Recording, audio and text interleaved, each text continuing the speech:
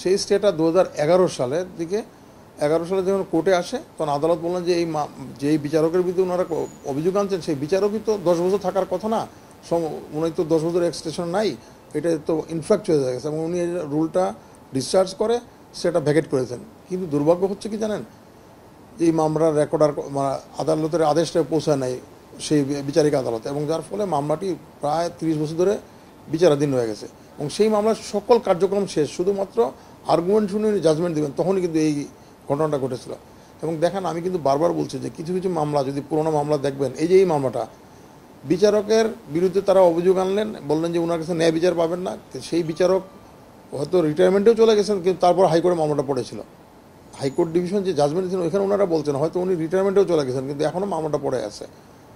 এইভাবে বিভিন্ন মামলায় পুরোনো মামলাগুলো দেখবেন আপনার অধিকাংশ মামলায় কিন্তু ইনফ্র্যাকচার্স হয়ে গেছে এবং এটা যে উদ্দেশ্য করা মামলাটা দেরি করার জন্য এটা করা হয়েছে, সেই মামলার কারণে বিচারিক আদালতে মামলাটা পড়ে থাকে এবং বিচারিক আদালতে পড়ে থাকার কারণে মামলার জটটা বাড়ছে। নগদের কাছে সব গ্রাহকই প্রিয়, তাই তো সারা দেশে ক্যাশ আউট চার্জ সবচেয়ে কম।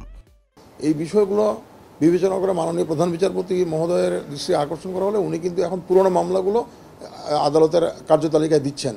এই কার্যতালিকা আসার পরে এখন মামলা যে পুরোনো মামলা অধিকাংশ মামলায় কিন্তু শুধু একটা অর্ডার দিয়ে শেষ হয়ে যাচ্ছে, শুনানির প্রয়োজন নেই, কারণ অধিকাংশ ক্ষেত্রেই ফলবিহীন হয়ে গেছে, যেটাকে আমরা বলি ইনফ্র্যাকচার্স, এগুলো হয়ে গেছে। এইসব কারণে মামলাগুলো যদি যত তাড়াতাড়ি শেষ হবে মামলার জটও কমবে। এবং দেখেন একটা ক্লাসিক উদাহরণ হচ্ছে এই বর্তমান মামলাটা।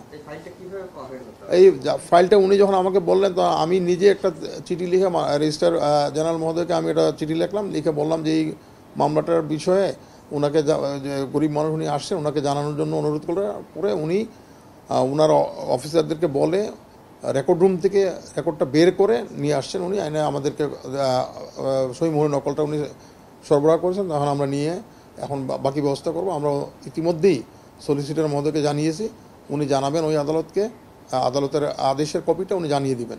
এই যে কর্মচারীদের ভুলে বা কর্মচারীদের গাফিলতির কারণে এই মামলাটা হাইকোর্ট থেকে যে গিয়েছে কিনা সেটাও ওরা বলতে পারতেছে না, এবং গিয়ে থাকলে ওইখানে ঠিকমতো রেকর্ডে লাগানো হয়েছে কিনা সেটা জানা যাচ্ছে না। এই কারণেই মামলাটা এত দীর্ঘসূত্রতা এবং একটা পরিবার, যারা ভিকটিমের পরিবার, তারা কিন্তু ন্যায় বিচার থেকে বঞ্চিত হচ্ছে ততটা দিন।